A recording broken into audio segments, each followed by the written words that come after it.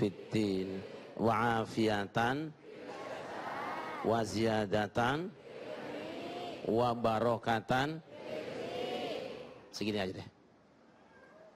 Ya Allah, berikan pada kami keselamatan dalam agama, sehat dalam badan, tambah ilmu pengetahuan, dan barokah dalam rezeki. Apa itu barokah? Barokah itu thubutul khairil ilahi fi syai', menetapnya kebaikan ilahiyah pada sesuatu. Dia bisa menempel pada makanan yang kita konsumsi, ada barokah.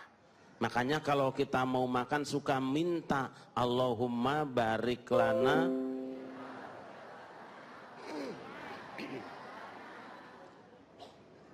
Pengen supaya rizki yang kita makan itu mengandung barokah. Barokah juga bisa menempel pada suami, pada istri, pada pernikahan. Makanya kalau ada perkawinan kita suka baca doa barokallahu laka wa baraka alaikuma wa jama' alaika wa jama'a bainakuma fi khair. Semoga rumah tangga kalian barokah. Tuh. Di mana lagi nempel barokah? Di mana-mana ada. Tapi yang pasti barokah itu milik Allah. Yang punya barokah Allah. Kita kan sering baca at-tahiyyatul.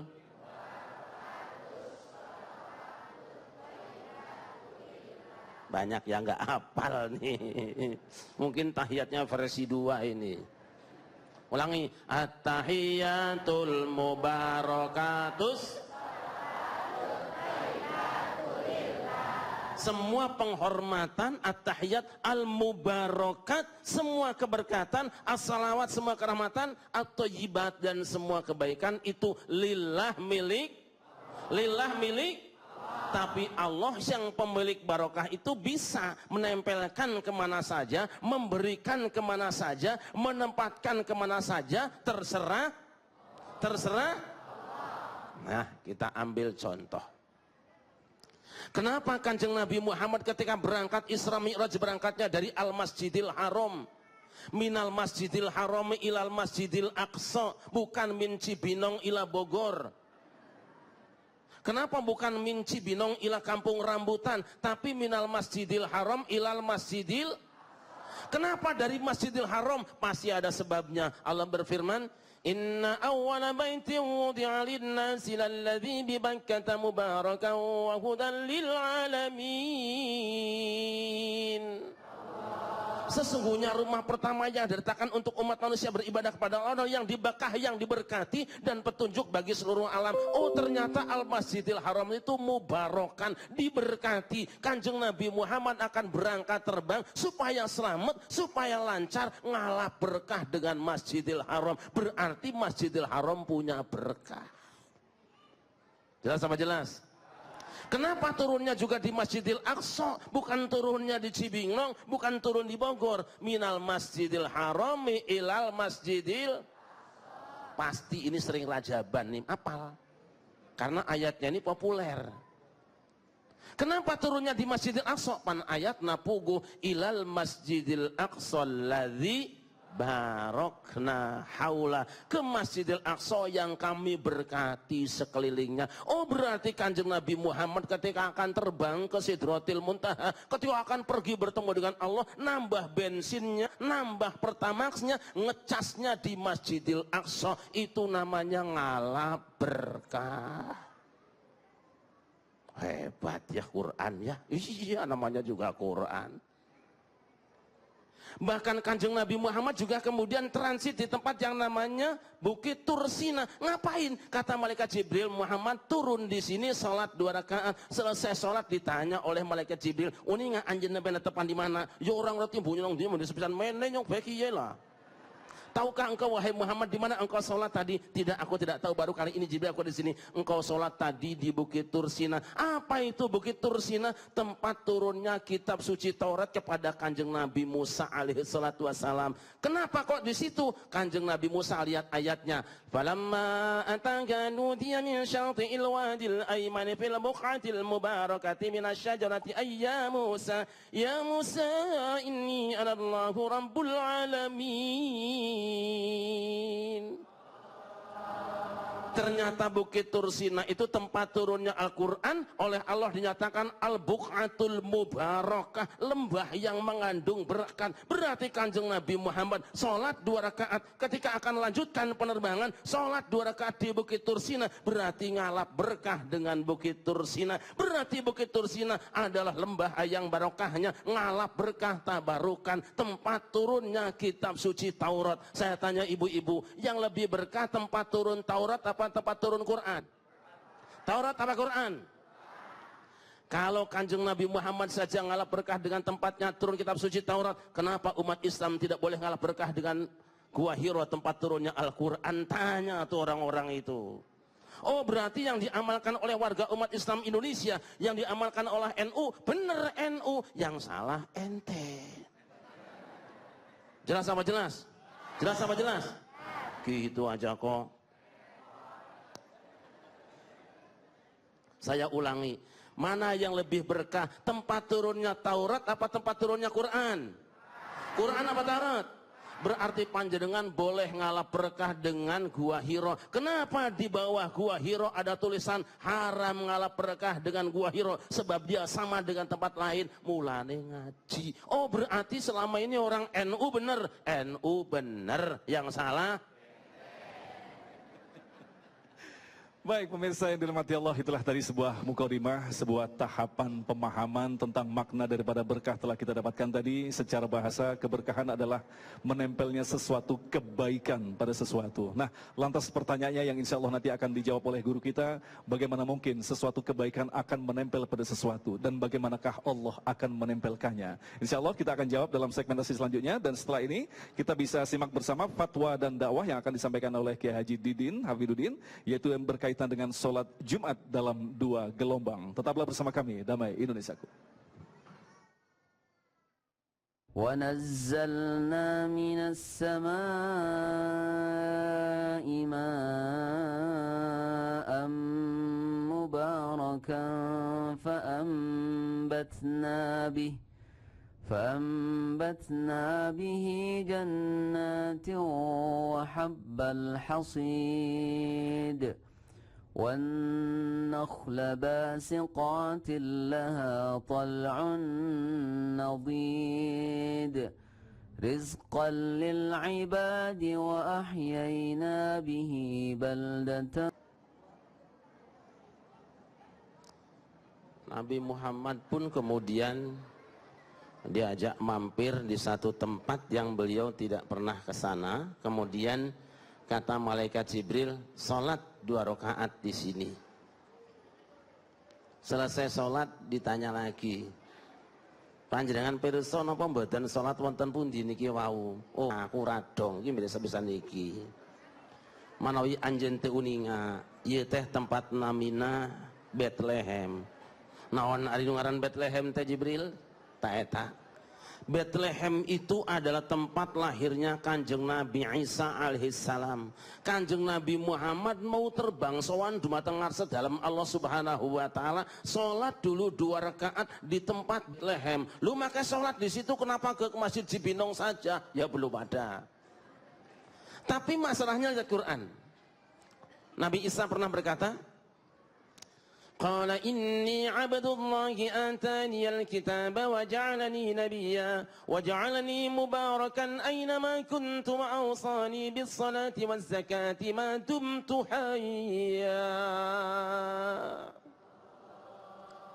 Aku ini hamba Allah, aku diberi Alkitab oleh Allah, Aku dijadikan seorang nabi, wa ja'alani mubarakan ainama kuntu, dan Allah telah menjadikan aku orang yang diberkati dimanapun aku berada. Maknanya apa? Di mana Kanjeng Nabi duduk, di mana Kanjeng Nabi Isa ibadah, di mana Kanjeng Nabi Isa salat, bahkan di mana Kanjeng Nabi Isa dilahirkan, maka tempat itu mubarakan, diberkati oleh Allah. Kenapa Kanjeng Nabi Muhammad salat di tempat lahir Kanjeng Nabi Isa? Seakan Allah mengajarkan lewat malaikatnya, hei Muhammad, engkau akan melakukan perjalanan jauh, engkau punya rencana besar dan panjang, ngalap berkah dulu dengan seniormu. Ini tempat lahirnya Kanjeng Nabi Isa alaihissalam, supaya bensinmu cukup, gasmu kuat, remmu pakem, ngalap berkah. Caranya bagaimana? Sholat 2 rakaat. Oh, berarti ngalap berkah dengan tempat lahir Kanjeng Nabi Isa. Betul. Saya tanya saudara-saudara, mana yang lebih berkah? Tempat lahir Kanjeng Nabi Isa atau tempat lahir Kanjeng Nabi Muhammad? Nabi Isa atau Nabi Muhammad? Orang yang beriman pasti akan mengatakan tempat lahir Kanjeng Nabi Muhammad jauh lebih berkah daripada tempat lahirnya Kanjeng Nabi Isa. Tanyakan kepada mereka yang ambil kebijakan, kenapa kalau Kanjeng Nabi Muhammad ngalap berkah dengan maulid Kanjeng Nabi Isa, tapi umat Muhammad tidak boleh ngalap berkah dengan tempat lahir Kanjeng Nabi Muhammad, bahkan tempatnya diratakan dengan tanah? Aneh apa aneh? Aneh apa aneh? Kenapa para ulama diam saja? Kenapa tidak demo? Sekarang kita akan menangis datang ke kota suci, tidak menyaksikan mana tempat lahir Kanjeng Nabi Muhammad. Sudah dijadikan perpustakaan, saudara-saudara. Dan kalau kita akan ngalap berkah, mereka bilang musyrik, tidak boleh ngalap berkah dengan tempat lahir Kanjeng Nabi Muhammad. Liur cek aing mayanya. Liur tuh liur. Oh, berarti sebenarnya amaliyah umat Islam Indonesia dan kaum muslimin dunia, ahlus sunnah wal jamaah dan ahlul bait itu sudah benar. Sudah benar semuanya. Berarti NU juga benar. NU benar. Yang salah? Jelas apa jelas? Gitu aja kok. Daripada repot nyiapin kopi, saya heran gak ada bacain kopi. Itu tempat Kanjeng Nabi Isa. Kanjeng Nabi Isanya sudah tidak ada. Tempat Kanjeng Nabi Musa, Nabi Musanya sudah wafat, tapi tempatnya masih ada alat berkahnya. Sekarang pertanyaan, apakah yang bisa mengandung berkah itu hanya tempat para nabi dan rasul? Tidak. Kalau Allah menghendaki tempat mana saja bisa mengandung berkah. Contohnya mana? Lihat dalam surah Ali Imran. Ketika Nabi Zakaria ingin punya anak, dia datang ke satu tempat. Di mana tempatnya? Tempatnya Siti Maryam.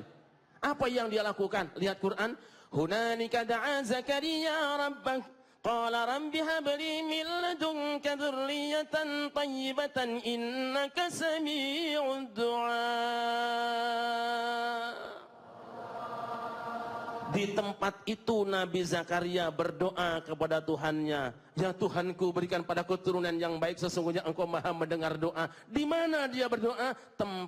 Tempat kamarnya Siti Maryam. Kenapa berdoa di tempat Siti Maryam? Sebab Zakaria pernah melihat tiba-tiba di kamarnya Maryam ada sembako. Dia tanya Maryam, "Anna laki hadza?" Di mana ia dahareun sia? Jangan-jangan dia orang Cibinong nih, selingkuhan nente. Siti Maryam mah santri yang istiqomah, boro-boro pacaran, boro-boro WA, boro-boro SMS-an, ngobrol dengan cowok pun tidak. Tapi kenapa di kamarnya ada rizki, ada makanan, ada hidangan tiap hari? Huwa min indillah, kata Siti Maryam, ini mah kiriman dari Allah. Delivernya ada, yang ngirimnya malaikat. Maka tahulah Nabi Zakaria bahwa tempatnya Siti Maryam itu adalah ngandung barokah. Saya tanya ibu-ibu, Siti Maryam nabi apa bukan? Nabi apa bukan? Nyatanya Nabi Zakaria pun numpang berdoa di tempat itu. Berarti Nabi Zakaria ngalap berkah dengan tempat seorang wali perempuan. Oh, kalau begitu berarti kalau panjenengan ngalap berkah dengan tempat ngajinya wali, tempat sholatnya para wali, berarti itu ada contohnya di Quran. Betul sekali, tidak musyrik. Boten musyrik mas. Berarti amaliyah umat Islam Indonesia, berarti amal orang NU sudah benar. Betul apa tidak? Benar, NU yang salah. Jelas apa jelas? Jelas apa jelas? Gitu aja kok. Daripada repot bikin kopi lah. Di mana lagi nempelnya barokah? Apakah tempat-tempat orang soleh? Apakah duduk berdampingan dengan orang soleh hanya pada waktu hidupnya? Tidak. Menurut ahlu sunnah wal jamaah dan ahlul bait, barokah umat manusia yang barokah di hadapan Allah, ngalap berkah dengan para nabi, ngalap berkah dengan para wali, bukan hanya dengan mereka saat masih hidupnya, bahkan setelah berpulang ke rahmatullah. Apa dalilnya? Sebuah hadis riwayat Muslim yang berbicara tentang zikir, humul julasa'ul ladzi la yashqa bihim jalisuhum. Mereka orang-orang yang baik, teman-teman duduk mereka adalah siapa saja yang bergabung dengan mereka tidak akan merugi dan ada di samping mereka, diampuni dosa mereka. Berdasarkan hadis ini Al-Imam Asy-Syaukani, berdasarkan hadis ini Al-Imam Ibnu Jazari, pakar hadis dan qiraat, mengatakan bahwa di antara tempat mustajab doa yang mengandung barokah adalah kuburan para nabi, para wali dan ulama dan orang-orang soleh. Berarti benar kita kalau datang ke tempat orang soleh, di kuburannya kita berdoa mohon kepada Allah dengan berkah orang yang soleh, benar berdasarkan hadis sahih riwayat Muslim yang dipahami oleh ahli hadis. Oh, kalau begitu ngalap berkah ziarah wali songo tidak musyrik, berarti ziarah para wali, para habaib, orang-orang soleh tidak musyrik? Tidak. Berarti berdoa pada Allah mohon di kubur mereka tidak musyrik? Tidak. Oh, berarti amaliyah NU sudah benar. Benar NU, yang salah jelas apa jelas? Gitu aja kok. Ayo lihat. Di mana lagi barokah nempel? Barokah Allah bisa tempelkan kepada benda-benda. Contohnya ketika Bani Israel akan pilkada, saya nggak ngomong pilkada, ini cerita aja. Mereka ragu-ragu dengan Talut. Apa katanya? Wa qala lahum nabiyyuhum inna ayata mulkihi ayyatiyakumut tabutu fihi sakinatum mir rabbikum wa baqiyatun mimma taraka alu Musa wa alu Harun tahmiluhul malaika inna fi dzalika laayatan lakum in kuntum mu'minin. Tanda-tanda bahwa Talut adalah panglima perang yang akan menghasilkan perjuangan. Nanti akan datang kotak wasiat tabut di tengah kamu semua yang dibawa oleh malaikat. Dia merupakan barang ingat, barang peninggalan, barang kuno, barang antik peninggalan keluarga Harun dan keluarga malaikat. Ini ada tanda kebenaran bagi orang-orang yang beriman. Apa itu tabut? Kotak. Kotak isinya apa? Pretelan kitab suci Taurat, baju-baju para nabi, alat perang yang barang-barang kuno, barang-barang antik, tapi bukan jalan Surabaya. Barang-barang antik masukkan dalam kotak, di mana kotak itu berada di tengah Bani Israel, lalu berperang. Bani Israel pasti menang. Kita belum selesai, insya Allah setelah ini. Baik, Kiai, pemirsa yang dirahmati Allah, dari paparan tadi, kisah-kisah tadi semakin menegaskan bahwa Allah berkehendak menempatkan keberkahan di tempat las, bahwa berkah adalah melekatnya kebaikan pada sesuatu. Bisa jadi pada tempat-tempat tertentu, kemudian pada benda-benda tertentu. Pertanyaan besarnya adalah kebaikan seperti apa yang dimaksud? Kiai akan menjelaskan pada kita. Silakan, Kiai. Tadi menurut Nabi Samuel, tentu berdasarkan wahyu Allah, masa Nabi ngomong karepe dhewe, bahwa Bani Israel akan memperoleh kemenangan ditandai dengan datangnya kotak wasiat, benda wingit, barang sekti mondro kuno. Ini bahasa kita. Nanti kadang-kadang kita kalau menggunakan bahasa Sunda sok goreng bae-nya, nek nganggo basa Jawa elek bae, jancane ora. Ya. Orang lagi pada bertapa, musyrik. Nabi Muhammad juga bertapa, cuman bahasa Arab namanya tahanus. Apa artinya? Di dalam kotak itu ada pretelan kitab suci Taurat, ada benda-benda alat-alat perang dan lain sebagainya. Berarti benda itu mengandung barokah dari sisi Allah. Pertanyaan kita sekarang, mana yang lebih barokah, kitab Taurat apa kitab Quran? Wa hadza kitabun anzalnahu ilaika mubarak. Dan ini Quran adalah kitab yang diberkati. Kami turunkan pada kamu. Tabarakalladzi nazzala al-Furqana 'ala 'abdihi liyakuna lil 'alamin nadhira. Maha berkat Allah yang turunkan Furqan pada hambanya supaya jadi peringatan bagi seluruh alam. Berarti kitab Quran adalah kitab yang diberkati. Sekarang pertanyaan, dan memang tidak aneh saudara-saudara, kalau Quran lebih barokah daripada kitab Taurat, wajar saja bukan? Kalau dulu kitab suci Taurat pretelannya dijadikan di alat berkah, di alat berkahnya oleh hamba-hamba Allah, oleh Bani Israel, apa salah kalau umat Islam sekarang mengalungkan lehernya dengan Al-Quran kecil? Salah apa tidak? Salah apa tidak? Tapi ada di antara saudara kita yang mengatakan musyrik, tidak apa-apa, itu masing-masing. Tapi orang yang mengalungkan Quran juga bukan untuk menyembah Quran, bukan menganggap Tuhan pada Quran, tapi itu adalah firman Tuhan yang diyakini mengandung berkahnya. Masing-masing silakan dengan keyakinannya, tidak boleh menganggap musyrik saudaranya. Jelas apa jelas? Jelas apa jelas? Ada yang usil ngomong ke saya, Kiai, kalau memang Quran itu ngandung berkah, kenapa nggak dikalungin pakai Quran yang besar saja anaknya? Mas, kalau Quran yang besar itu bukan buat kalung, mas, yang satu buat dibaca, satu buat mukul pala ente. Gitu aja kok. Sallu ala Muhammad. Sallu ala Muhammad. Yuk.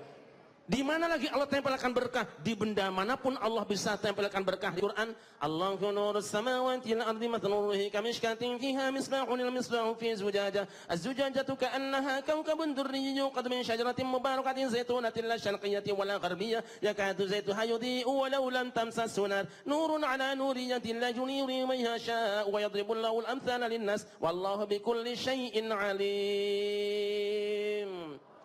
Syajaratin mubarakatin, tuh pohon zaitun itu pohon yang ngandung berkah. Kenapa? Minyaknya bisa buat obat, buahnya bisa buat obat. Semua pohon zaitun ada manfaatnya buat umat manusia. Barokah buah dan minyak zaitun bisa digunakan untuk ngolesi kulit kita yang pada rusak. Tuh barokahnya. Kita ngobati pakai minyak zaitun, bukan nyembah zaitun, tetap yang menyembuhkan yang menyembuhkan cuma barokah Allah turun lewat buah zaitun. Sama dengan batu cincin. Punten ya. Allah turunkan barokah terhadap batu cincin. Ketika ia direndam dengan gunung Merapi, dengan lahar yang panas, dia menyimpan energi. Yang kalau energi ini dipertemukan dengan kulit manusia, bertemu dengan tubuh manusia, kalau serasi, dia akan menyusun kekuatan. Kalau tidak serasi, maka akan menimbulkan persoalan. Anu matak orang tua dulu suka mengajarkan, kamu lahir hari apa? Hari Kamis Pahing, jam berapa? Tengah malam, berarti karakternya kena dingin. Sebab waktu keluar dia sambut oleh udara yang dingin. Kalau disambut udara yang dingin, obatnya kudu yang semi panas, black opal kalimaya gitu. Terus tanya lagi, ini lahirnya hari apa? Hari Minggu jam berapa? Jam 12 siang, panas itu mah. Berarti kamu nanti pakai cincinnya itu adalah cincin edong yang warna hijau dari Garut, atau pakai zamrud, mahal teh hargana. Karena nggak ada yang bagus pakai edong, pakai zamrud, pakai daun pisang, wedi ketikat di sini.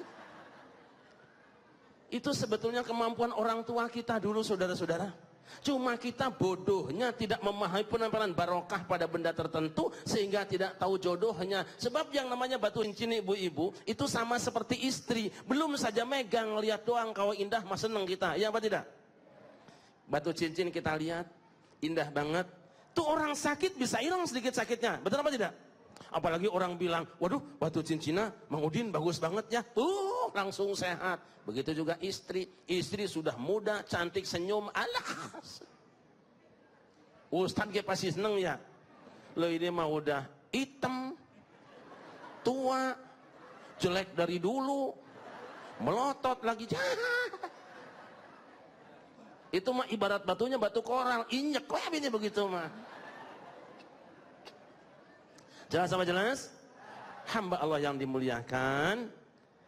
Ini dicontohkan dalam Quran. Ada benda-benda yang mengandung barokah. Contohin siapa? Samiri. Samiri menemukan tapak kuda malaikat Jibril, debunya diambil. Basurtu mimma lam tabsur bihi faqabattu qabtatan min athar rasul fanabatuha baqatarika sawalat li nafsi. Dia ambil bekas tapak kudanya dicampur dengan adonan emas, muncul jadi anak sapi yang bisa ngobrol. Sampai di situ tidak ada persoalan. Ini berkah tapak kaki malaikat Jibril, sapi emas bisa ngobrol. Musyrik tidak, ilham musyriknya ketika menyembahnya menjadi musyrik. Kalau tadi baru barokah, makanya di Indonesia kita kan suka ngaji saudara-saudara. Punten. Petir itu ada malaikatnya apa tidak? Petir ada malaikat yang ngurus nggak? Ada yang ngurus nggak? Listrik ada yang ngurus nggak? Ada PLN. Petir ada yang ngurus apa tidak? Lihat tafsir Jalalain. Ketika menafsirkan ya أو كصيب من السماء فيه ظلمات ورعد وبرق يجعلون أصابعهم في آذانهم من الصواعق حذر الموت والله محيط بالكافرين. Lihat di sini ada lam'an al-malakul muwakkal bihi, ada malaikat yang ditugaskan untuk ngurusin petir. Jadi petir itu bukannya lonong sendiri, dikendalikan oleh malaikat. Kalau satu saat ada malaikat ngurus petir, lalu petirnya nyamber batu, batunya diambil, rendam air, yakin ada barokah bekas malaikat Jibril, diminum untuk obat. Musyrik apa tidak? Musyrik apa tidak? Kalau dulu mah bekas kaki malaikat Jibril itu Samiri, kalau yang batu eta mah Ponari. Makanya jangan gegabah kita bikin fatwa ya, Masya Allah di Indonesia ini kabeh mengeluarkan fatwa bagaimana negara ini akan jadi barokah kalau kita semua orang bicara kebenaran tanpa mengetahui dasar-dasarnya. Nah saudara-saudara, di daun-daun, di buah-buahan semua ada barokahnya, tinggal mampu kita mengolahkan. Mana makhluk yang paling barokah? Yang paling barokah adalah orang yang sering kita baca Allahumma sholli ala sayyidina wa ala ali sayyidina kama sallaita ala wa ala ali sayyidina wa barik ala sayyidina wa ala ali sayyidina kama barakta ala sayyidina wa ala ali sayyidina fil alamina. Ada manusia yang di seluruh alam paling barokah, dia asyraful anbiya wal mursalin, afdalul makhluqati ajmain. Dia lebih mulia dari semua ciptaan Allah dan semua keberkahan dunia ditumpuk pada pribadi itu. Siapa? Baginda Nabi besar Muhammad. Maka Rasulullah, semua benda yang nempel di tubuhnya, semua orang yang bersentuhan dengan cinta tubuhnya, bahkan orang yang menyebut namanya akan panen barokah. Ya Rasulullah,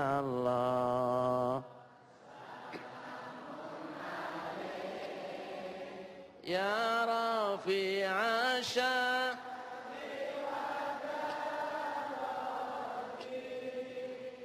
Anfatay ya jiratal alamin ya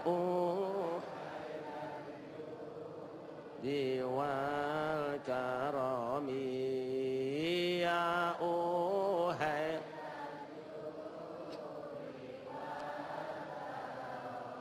Lihat Rasulullah, kulitnya ada barokah, badannya ada barokah, ludahnya ada barokah, air seninya ada barokah. Nyebut namanya menjadi syarat kita diijabah doa oleh Allah. Sallallahu alaihi Muhammad. Sallallahu alaihi Muhammad. Hamba Allah. Contoh saja, Ali bin Abi Thalib sakit mata. Beliau nggak nyari obat, nyari Rasulullah. Pirake di ciduhan, dibuka matanya, ceprot, ludahin, sembuh. Itu barokah ludah. Coba besok diludahin sama kepala KUA.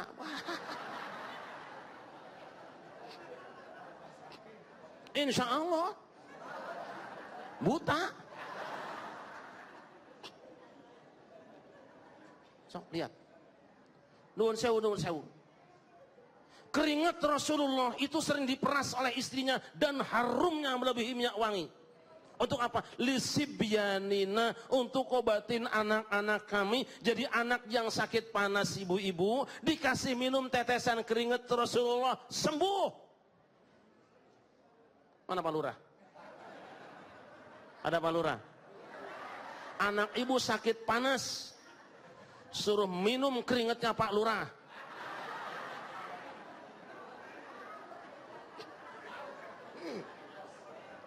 Masya Allah, itu Rasulullah. Makanya Allah wa barik ala Sayyidina Muhammad, berkatilah Tuhan kami Muhammad. Orang sedunia memohonkan barokah untuk Nabi Muhammad, numpuk barokah Rasulullah. Subhanallah. Bahkan Ibnu Umar radhiyallahu anhuma tiap waktu suka nyari-nyari bekas tempat Rasul sholat. Jalan berpuluh-puluh kilometer, mana Tuhan? Saya mau napak tilas dulu Rasul di sini sholatnya di mana ya? Tah didinya, punten rek sholat kuring didinya. Saya sholat di situ, ngalap barokah Rasulullah. Napak tilas. Masya Allah, itu hebatnya Rasulullah. Makanya mari hamba-hamba yang dimuliakan, kalau kita ingin negeri barokah, gampang banget. Cara apa? Dua saja. Kalau barokah ingin turun dari langit, ingin panen dari bumi, walau anna ahlal qura amanu wattaqau la fatahna 'alaihim barakatim minas sama'i wal ard walakin kadzdzabu fa aghadnahum bima kanu yaksibun. Kalau saja penduduk negeri ini beriman dan bertakwa, pasti kami bukakan keberkahan dari langit dan bumi. Tapi sayang, mereka mendustakan ayat-ayat Allah, maka kami siksa akibat perbuatan mereka. Jadi hujan turun mah turun, tapi hujannya jadi banjir. Berikut ini Kiai Haji Khalil Nafis akan mengajak kita untuk memahami kembali bahwa sebaiknya kita memang tahu diri. Sebelum kita memohon keberkahan kepada Allah, ada baiknya kita memeriksa kadar kualitas kehalalan rizki yang kita masukkan ke dalam diri kita, dari mana kita mendapatkannya, dan apa yang kita masukkan di dalam diri kita. Silakan, Kiai. Assalamualaikum warahmatullahi wabarakatuh.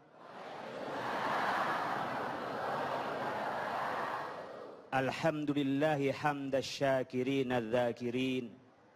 Wassalatu wassalamu ala sayyidina Muhammadin asyrafil anbiya'i wal mursalin. Sayyidina Muhammadi wa ala alihi wa ashabihi as-siddiqin. Subhanaka la ilma lana illa ma 'allamtana innaka antal alimul hakim. Bapak Ibu jamaah pemirsa TV wan rahimakumullah, bicara soal rizki dan bicara soal hidup barokah, maka hidup kita tidak mungkin barokah tanpa dasarnya barokah. Apa yang disebut dengan barokah? Kalau kita hidup ini selalu tambah kebaikan. An-nama wa ziyadatul khair. Kita bisa kerja sekali, tapi kebaikannya terus menerus. Kita bisa umur hanya 65 tahun atau 60 tahun, tapi kebaikannya lebih baik daripada 1000 tahun. Itu adalah barokah. Landasannya ini harus berangkat dari dasar yang namanya rizki. Coba Bapak Ibu, beda kita dengan malaikat kenapa? Karena rizkinya kita makan, malaikat tidak makan. Nah, kita makan itu adalah dasar dari barokah kita. Mari kita nilai masing-masing cara makan kita. Biasanya orang sehat itu tergantung pola makannya. Kalau makannya selalu kekenyangan, pasti obesitas. Orang yang kurang makan itu biasanya busung lapar. Ya. Coba kita lihat dalam Al-Quran itu Allah bikin 4 tingkatan orang diberi rizki. Tapi jangan dianggap rizki hanyalah uang. Jangan dianggap rizki hanya yang kita miliki. Tapi rizki ada sesuatu yang kita peroleh. Kita makan, kita pakai, kita nikmati adalah rizki. Belum tentu kita memiliki, itu ada rizki kita. Istri 4. Ibu-ibu langsung marah ini. Istri 4. Rumah 11. Mobil 40. Tidurnya di penjara. Kira-kira bisa menikmati nggak dengan harta miliknya? Makanya kita harus mengikuti bagaimana rizki yang halal, bagaimana mendapatkan rizki yang baik. Allah bikin 4 tingkatan. Yang pertama adalah rizki yang Allah berikan seluruh makhluknya yang melata di muka bumi. Wa ma min dabbatin illa 'alallahi rizquha. Yang ada Allah berikan rizkinya. Kalau sudah tidak ada rizkinya, berarti dia sudah mati. Bapak Ibu, kalau sudah nggak ada rizkinya, sekarang lagi musim mati muda. Ya. Pengen masuk surga, Bu? Pengen masuk surga? Angkat tangannya masuk surga. Pengen mati? Gimana bisa masuk surga nggak mati? Nggak ada orang masuk surga dalam keadaan hidup. Ini namanya Ibu, ini mau enaknya tapi nggak mau prosesnya. Bapak Ibu sekalian, yang ada di muka bumi ini Allah siapkan rizkinya. Tanpa bekerja pun dapat. Tapi bisa dapatnya sedikit. Kalau yang kerja dapatnya banyakkan. Maka Allah memberikan rizki sesuai dengan upaya banyak dan sedikitnya. Kenapa? Karena rizki yang Allah tentukan itu kita ambil atau enggak. Rizkinya ada di pojok sana, kita diam di sini, bisa nggak diambil? Ada makanan depannya, lalu kita tidak ambil untuk dimakan, bisa nggak rizkinya kita nikmati? Berarti kita harus berupaya. Maka Allah memerintahkan kita untuk menyebar di muka bumi. Famshu fi manakibiha. Allah memerintahkan untuk menyebar di muka bumi. Dulu jalan kaki. Sekarang sudah ada motor. Dulu naik kuda, naik unta. Sekarang ada mobil, ada kereta cepat, ada pesawat. Mudah kita muter-muter dunia ini. Dari Jakarta ke Saudi cukup 9 jam. Dulu berapa? 3 bulan. Nabi Muhammad SAW pada usia remaja sudah bisnis ke Yaman. Saat Nabi Muhammad SAW bisnis dengan Siti Khadijah sudah ke Syam, ke Yordan, ke Lebanon. Sudah lintas negara bisnisnya untuk apa? Menjemput rizki Allah Subhanahu wa ta'ala. Tingkatan kedua adalah orang bekerja mendapatkan rizki sesuai dengan kepandaiannya dan sesuai dengan kesungguhannya. Kerja 2 jam, gajinya 2 jam. Kerja 1 hari, gajinya 1 hari.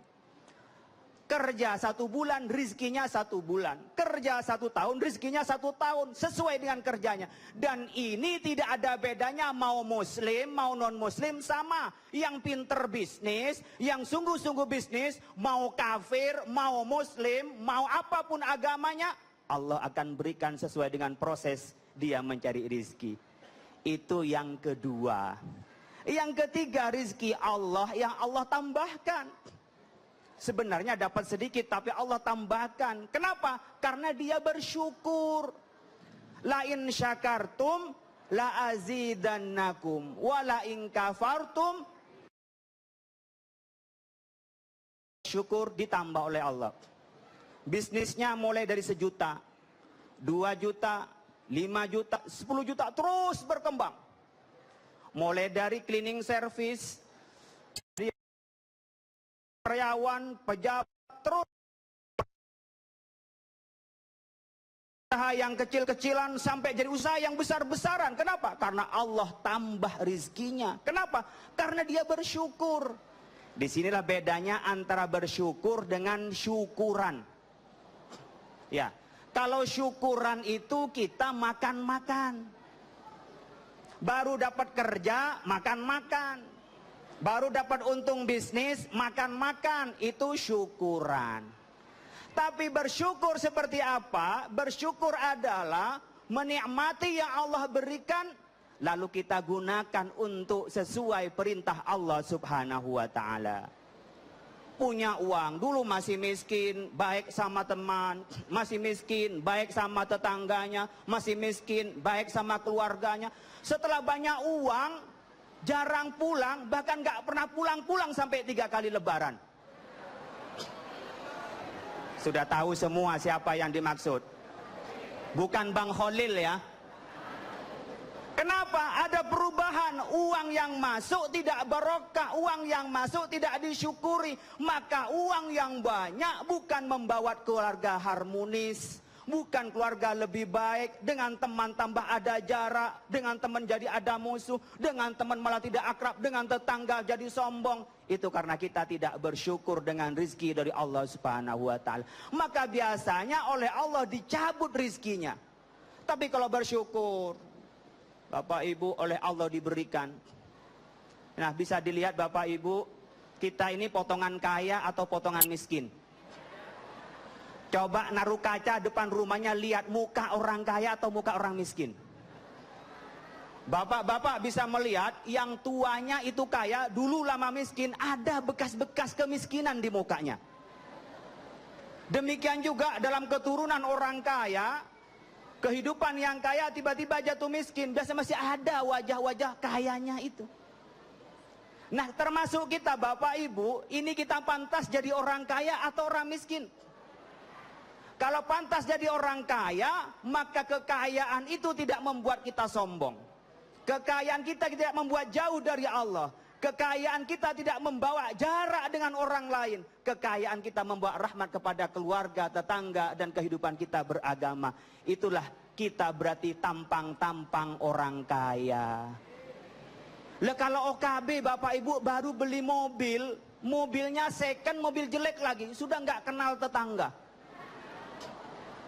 Beli emas dari ujung ke sini, pegangnya begini terus Pak. Biar ketahuan emasnya banyak. Pakai batu akik begini terus. Karena akiknya 5 semuanya dipakai Pak. Ini orang-orang yang nggak pantas jadi orang kaya. Kenapa? Setelah jadi orang kaya dia tidak baik lagi. Yang keempat ada, nanti kita jelaskan berikutnya. Baik, terima kasih Kiai Khalil, pemirsa yang dirahmati Allah. Selanjutnya nanti kita akan lebih dalam lagi untuk mencermati semua dari kita yang sedang menyaksikan acara Damai Nusaku. Ketika ada rizki di tangan kita, kita akan mengukur apakah rizki yang kita peroleh memiliki ciri-ciri yang telah ditetapkan. Lantas bagaimanakah ciri-ciri rizki yang melekat keberkahan di dalamnya? Setelah pesan-pesan yang berikut ini. Damai. Hujan turun, wa anzalna minas sama'i ma'an mubaraka. Air yang membawa berkah kepada kita, air yang membawa kebaikan bagi kita semua. Yang keempat tadi Bapak Ibu sekalian, kita mendapatkan rizki adalah rizki yang istimewa. Rizki istimewa itu adalah rizki yang datangnya tanpa diduga-duga, jumlahnya tidak diduga. Ini namanya rizki pas-pasan. Pas ada. Pas butuh rumah, pas ada.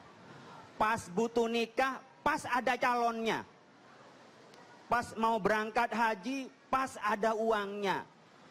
Pas mau jalan-jalan, pas ada biayanya. Ini adalah rezeki yang istimewa.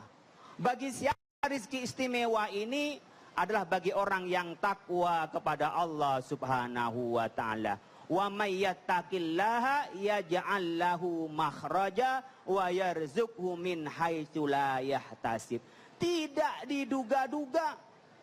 Bapak Ibu sekalian boleh gajinya 2 juta. Tapi apa? Semua kebutuhan ada. Mau nyayur ada, mau pakai sambal cabai juga ada. Mau sekolahkan anak yang orang harus bayar ratusan juta. Pengen kuliah ke luar negeri, ingin kuliah ke Arab, ingin kuliah kemana, ke Eropa, ke Amerika, orang harus bayar mahal. Kadang-kadang juga bayar nggak bisa karena kemampuannya. Alhamdulillah anak kita dapat beasiswa. Ini apa? Rezeki yang min haitsu la yahtasib. Tidak diduga-duga oleh Allah diberikan kepada kita. Kenapa? Karena kita takwa. Takwa itu mengikuti perintah Allah, menjauhi segala larangannya. Kalau kita sudah bisa melihat dari 4 kriteria, Bapak Ibu kira-kira rizkinya yang mana? Masih sama dengan daba? Sesuai dengan upayanya? Atau sudah ditambah terus oleh Allah? Atau sudah istimewa? Coba dihitung-hitung sendiri. Bapak Ibu, rizki kadang-kadang kita menghitungnya itu yang jumlahnya banyak kalau uang. Oh, gajinya berapa? Gajinya 50 juta. Kaya, kaya. Tapi kita harus bayar sewa rumah, bayar satpam, bayar ini. Habis butuhnya 75 juta. Kaya apa enggak? Ada orang gajinya 5 juta Bapak Ibu, tapi kebutuhannya ada semua. Anaknya beasiswa, rumahnya ada, tanaman ada, yang mau ngerjain ada. Kaya apa enggak? Berarti orang kaya itu orang yang punya rizki lebih dari kebutuhannya. Bukan berapa yang dipegang, bukan berapa yang dimiliki, tetapi cukup enggak dengan kebutuhannya. Ada enggak buat rekreasinya? Ada enggak buat tabungannya? Ada enggak buat zakahnya? Ada enggak buat infaknya? Ada enggak untuk sedekahnya? Kalau itu sudah ada semua, berarti kita orang kaya. Nah, yang bisa seperti ini siapa Bapak Ibu? Yang bisa seperti ini hanya satu, adalah orang yang tawakal kepada Allah. Wa may yatawakkal 'alallah fahuwa hasbuh. Kalau kita tawakal kepada Allah, maka kita akan dicukupi oleh Allah. Disinilah Bapak Ibu yang disebut dengan barokah. Kehidupan kita ini perlu dapat barokah, tambahnya kebaikan, tambahnya kebenaran, tambahnya kemaslahatan. Kalau kita punya rizki barokah, maka kita berdoa kepada Allah barokah dalam segala hidup kita. Barokahnya di mana saja yang perlu kita lakukan Bapak Ibu? Pertama adalah barokah fi umrina. Barokah umur kita. Khairukum man tala umruhu wa hasuna amaluhu. Yang paling baik di antara kalian kalau umurnya panjang dan dilaksanakan untuk kebaikan. Ada orang umurnya 90 tahun tapi bikin masalah terus. Ada orang yang umurnya mungkin sampai 100 tahun tapi tidak dipakai untuk kebaikan. Kadang-kadang sengaja oleh Allah Subhanahu wa taala dipanjangkan umurnya, tetapi panjang umur biar bertambah dosanya. Ini innama numli lahum liyazdadu isma. Dibiarkan oleh Allah, dipanjangkan hidupnya, tapi karena biar banyak dosa orang seperti ini. Yang ingin kita adalah umur panjang, pekerjaan baik. Umur panjang di dalam amal. Kita umur panjang baik dalam keluarga. Umur panjang baik dengan tetangga. Ini yang kita inginkan waktu-waktu kita. Maka Rasulullah Sallallahu Alaihi Wasallam selalu berdoa untuk umatnya. Doa Rasulullah, Allahumma barik li ummati fi bukuriha. Ya Allah, berkahilah umatku pada waktu paginya. Kenapa waktu paginya? Karena pagi-pagi itu kita masih sehat. Pagi-pagi itu kita masih gagah. Pagi-pagi itu masih kuat. Pagi-pagi itu belum lelah. Maka Rasulullah berdoa pada waktu pagi. Maka orang yang bangun pagi Bapak Ibu mendapat doa dari Rasulullah Sallallahu Alaihi Wasallam. Yang bangunnya kesiangan dapat doa enggak? Makanya Bapak Ibu coba rasakan dan bedakan Bapak Ibu, orang yang bangun sebelum fajar dengan orang yang bangunnya setelah terbit matahari. Bedakan. Orang yang bangun sebelum fajar, hari terasa panjang. Badannya lebih kuat. Hatinya lebih luas. Dadanya lebih nyaman. Sehingga hidupnya bisa direncanakan lebih baik. Coba bandingkan Bapak Ibu sekalian dengan orang yang bangunnya kesiangan. Bangunnya jam 7. Subuhnya. Nah, ini yang ngomong, ini yang pengalaman sering hilang. Orang yang bangunnya kesiangan Bapak Ibu, hari terasa pendek. Kok cepat sekali zuhur? Kok cepat sekali asar? Kok cepat sekali maghrib? Terasa pendek Bapak Ibu. Orang yang bangunnya kesiangan, dadanya terasa nyesek. Coba buktikan, sehari penuh itu sumpek bawaannya. Orang sumpek dengan susah itu beda. Orang susah ada yang dipikirkan, kalau orang sumpek nggak ada yang dipikirkan, tapi bawaannya nyesek aja.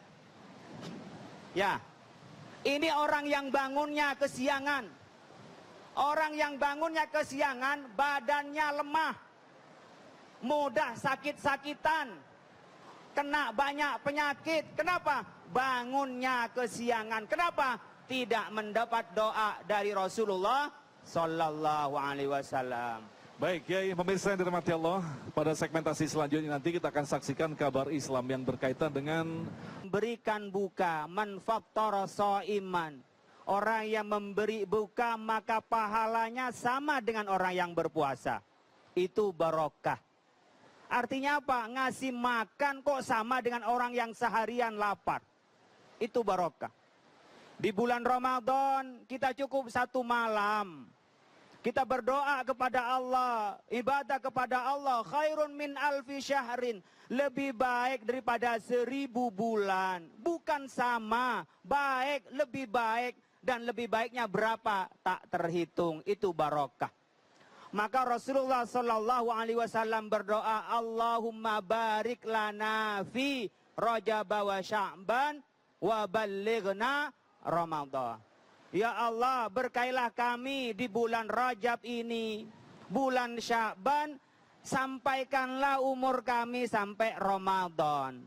Artinya apa? Setelah Ramadan ikhlas, diambil dan dipanggil oleh Allah Subhanahu wa taala. Kenapa? Karena bulan Ramadan syahrul barokah. Yang syahrul barokah karena juga ada rizki barokah. Ada rizki barokah karena rizkinya halal. Ada halal li dzatihi, ada halal li ghairihi. Halal karena esensinya atau halal karena faktor lain.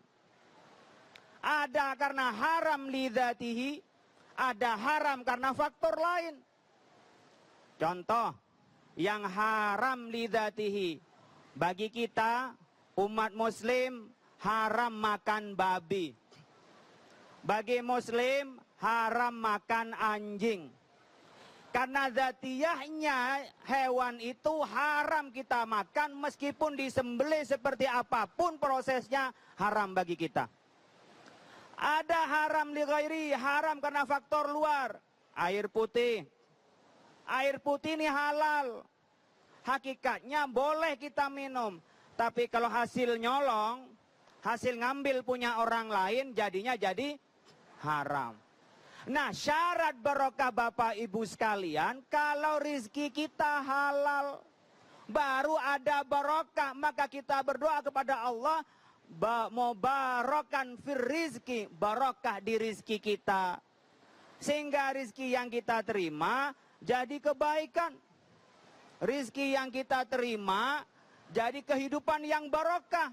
Setiap langkahnya jadi ibadah, setiap langkahnya menjadi keimanan, setiap langkahnya menjadi ketakwaan kepada Allah Subhanahu wa taala.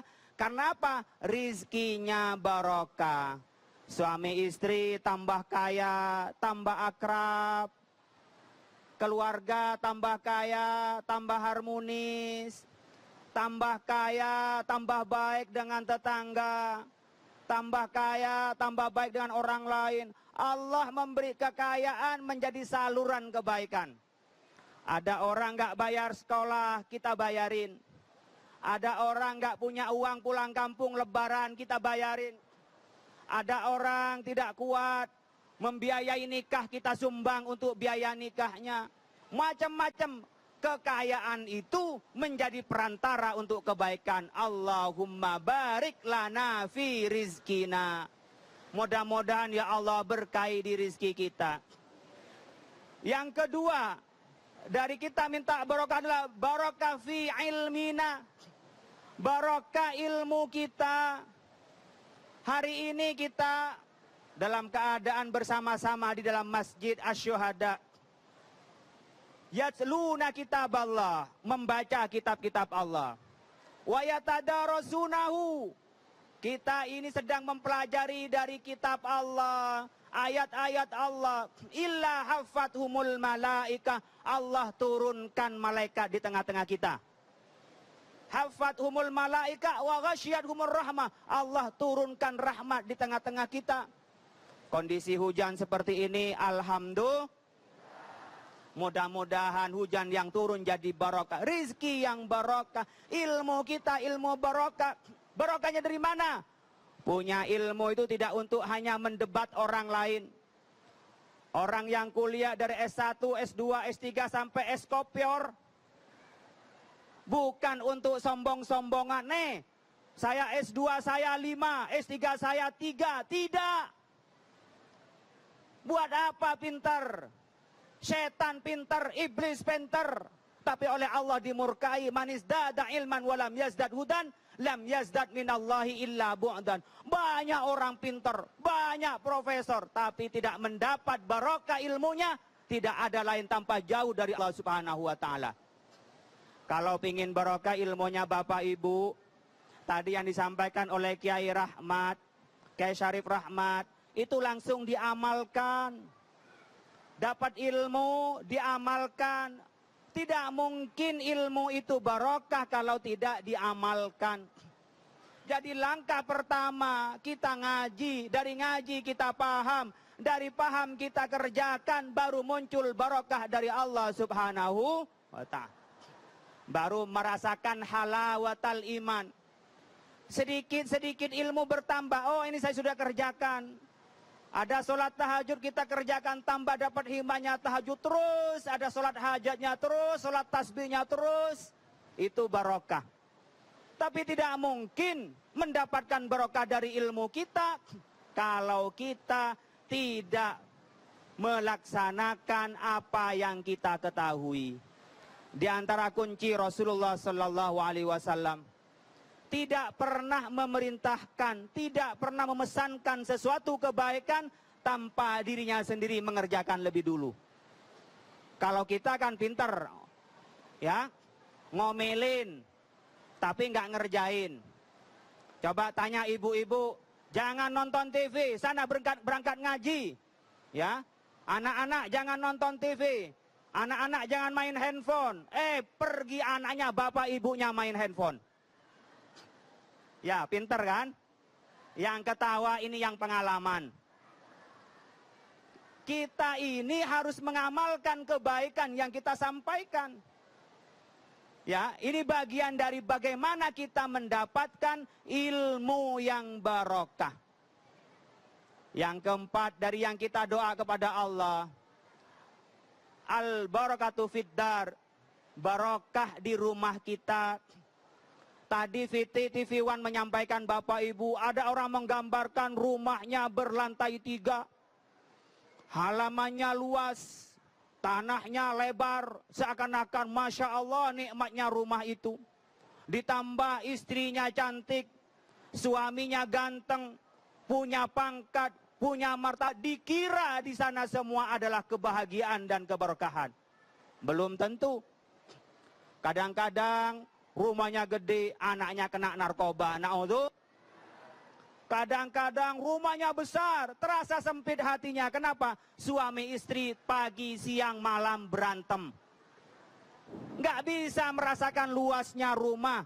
Tidak bisa menikmati keindahannya taman. Tapi coba Bapak Ibu yang sudah pengalaman pengantin baru.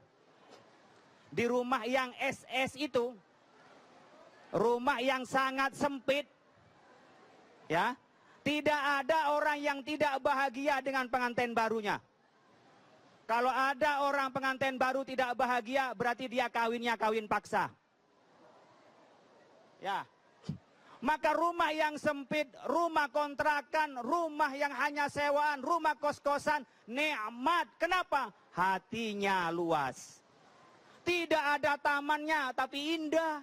Kenapa? Hatinya. Maka kita berdoa kepada Allah, barokah di rumah kita.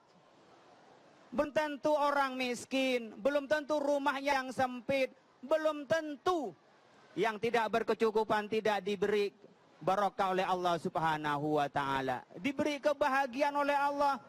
Bapak Ibu coba sekarang lihat. Dan perhatikan Bapak Ibu, ada nggak anak orang kaya raya, hartanya melimpah, kehidupannya mewah, yang anaknya hafal Quran, ada nggak? Coba cari Bapak Ibu. Allah menjamin orang yang hafal Quran, cari orang yang hidupnya mewah, bersenang-senangan, lalu anaknya hafal Quran. Cari orang yang seperti ini. Lihat aja dari Allah Subhanahu wa Ta'ala, kayak sederhana. Kadang-kadang cuma jadi Pak Tani, yang dianggap Pak Tani itu tidak begitu terhormat dibanding pejabat-pejabat tinggi. Anaknya hafal Quran, anaknya mendapat beasiswa, anaknya jadi orang alim. Kenapa? Karena rumahnya diberi kebahagiaan oleh Allah Subhanahu wa Ta'ala. Oleh karena itu kita harus berdoa kepada Allah, Allahumma barik lana fi darina. Ya Allah, berkailah ya Allah di rumah kita. Dengan cara apa Bapak Ibu? Landasannya adalah harta rizki yang halal. Rizkinya dulu halal. Kenapa? Karena tubuh kita ini tumbuh dari apa yang kita makan. Apa yang kita makan akan menjadi pertumbuhan tulang kita. Apa yang kita makan akan menjadi pertumbuhan daging kita. Rambut yang tumbuh pun itu adalah berangkat dari apa yang kita makan. Kalau yang dimakan barang haram, maka rambutnya rambut haram. Kalau yang dimakan barang haram, kupingnya kuping haram. Makanya Bapak Ibu disampaikan kebenaran, nolak terus. Kenapa? Kupingnya kuping haram. Mulutnya makan barang haram, mulutnya mulut haram. Senangnya riba, senangnya adu domba, senangnya ngomongin orang. Zikir kepada Allah nggak bisa. Kenapa? Lidah dan bibirnya adalah tumbuh dari barang haram. Kullu lahmin nabata minal haram. Ya, fannaru aula bihi. Sesuatu yang tumbuh dalam tubuh kita dari barang haram, maka api neraka itu yang lebih utama bagi orang itu. Oleh karena itu kita perlu mewaspadai Bapak Ibu. Jangan sampai anak-anak kita dikasih makanan haram.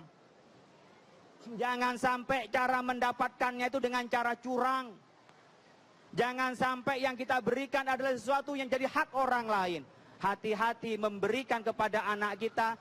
Hati-hati apa yang kita makan, agar hidup kita barokah di dunia dan akhirat. Amin ya rabbal alamin. Pemirsa yang dirahmati Allah, itulah tadi sangat jelas sekali bahwa Allah menurunkan sebuah kadar-kadar di muka bumi ini. Salah satunya Allah menetapkan kadar keberkahan terhadap sesuatu yang kita cari. Seperti yang telah dijelaskan tadi, berhati-hatilah dengan apa yang kita masukkan ke dalam diri kita, dan perhatikan bagaimanakah kita mendapatkannya. Karena apapun yang masuk ke dalam diri kita pada saat kondisinya adalah kondisi sangat haram, maka bersiaplah bahwa doa kita tidak akan pernah diijabah oleh Allah.